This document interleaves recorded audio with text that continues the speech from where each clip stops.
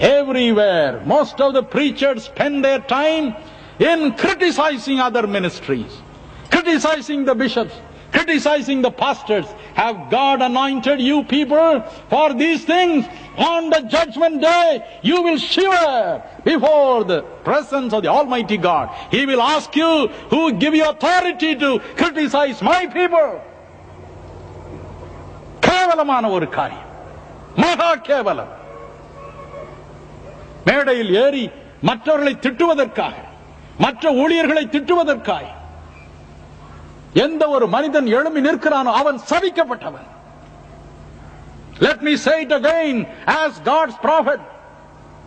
If any man thinks that he is something, stands up God's platform and begins to criticize other ministries, let me say as God's prophet, now and here, he is a cursed man. He is a cursed woman. மற்ற ஊழியர்களை திட்டி